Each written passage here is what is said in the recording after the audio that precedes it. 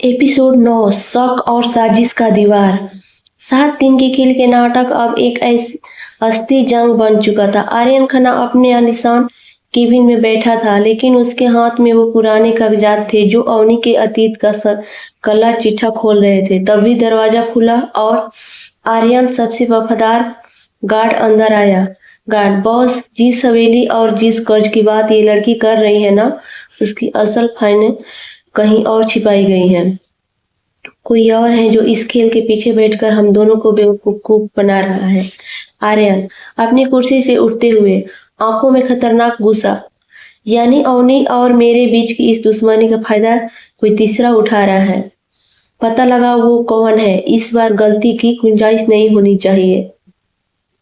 उसी रात शहर के एक अनसुने कैफे में अवनी किसी अनजान शख्स से मिलने पहुंची।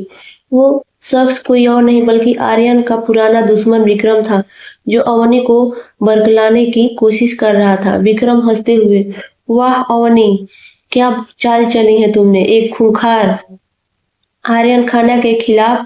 पर याद रखना, जिस आग में तुम खेल रही हो ना, उसमें एक दिन तुम्हारा भी सब कुछ जलकर राख हो जाएगा। अवनी कड़क और निडर आवाज में, कप प्लेट टेबल पर रखते हुए, विक्रम बाबू, खेल मैंने शुरू किया है तो अंत भी मेरे हिसाब से होगा। आर्यन खन्ना को उसकी औकात याद दिलाने के लिए मुझे अपनी जान की बाजी भी लगानी पड़े तो पीछे नहीं हटूंगी।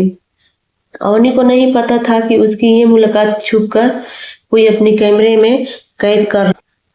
आर्यन का बेकाबू गुस्सा। अगली सुबह आर्यन के दफ्तर की टेबल पर वो तस्वीरें पहुंच गई जिनमें अवनी और विक्रम साथ नजर आ रहे थे। तस्वीरें देखते ही आर्यन का खून खौल उठा। उसने गुस्से में कांच का गिलास दीवार पर दे मारा। आर्यन दहाड़ते हुए, अपने गार्ड से धोखा, मेरे साथ धोखा किया उस लड़की ने। मुझे लगा कि वो जिद्दी है, पर वो तो मेरे ही दुश्मन से हाथ मिला बैठी है। आर्यन का गुस्सा 7वें आसमान पर था। उसने तुरंत अपनी गाड़ी निकाली और सीधे अवनी के घर की तरफ निकल पड़ा। आज या तो उस खेल का पर्दाफाश होना था या फिर तबाही।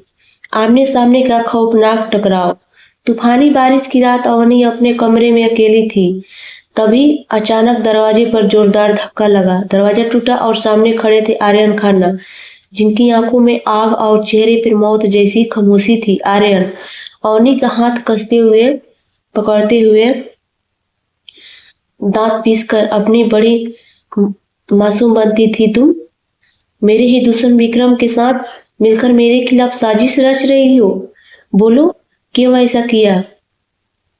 अवनी सांसें तेज, लेकिन चेहरे पे डर की जगह एक अजीब सी मुस्कान। हाँ, मिली थी उससे। क्या बिगाड़ लोगे मेरा? जो इंसान अपने खून पर अपना साम्राज्य खड़ा करे, उसे धोखा देने के लिए किसी गद्दार की जरूरत नहीं पड़ती। आर्यन गुस्से से पागलों की तरह अवनी को दीवार से लगाते हुए, जुबान संभाल कर रखो अवनी, भूल गई हो कि इस वक्त मेरे सामने खड़ी हो। तनाव अपनी चरम सीमा पर था। दोनों की सांसें टकरा रही थी। आर्यन की उंगलियां अवनी की कलाई पर कसी हुई थी, लेकिन अवनी की आंखों में एक भी आंसू नहीं था, सिर्फ बेहिसाब जिद और सच की आग थी। आर्यन भारी और कांपती हुई आवाज में, अवनी के बेहद करीब आकर, मार सकता हूं मैं तुम्हें, इसी पल खत्म कर सकता हूं इस खेल को हमेशा के लिए। पर ना जाने क्यों जब भी तुम्हें देखता हूं, मेरा गुस्सा किसी और ही चीज पे बदलने लगता है। अवनी धीमी आवाज में, तो मार दो ना, देर किस बात की है? क्या आर्यन अपनी नफरत के आगे झुक जाएगा, या अवनी का यह खेल किसी और ही खतरनाक हो जाएगा? कर्ज और जुनून के इस एपिसोड का अंत यही होता है। आगे क्या हुआ जानने के लिए चैनल को अभी सब्सक्राइब करें और वीडियो को लाइक करें। कमेंट में बताएं कि इस बार किसकी जीत होगी, आर्यन की या अवनी की।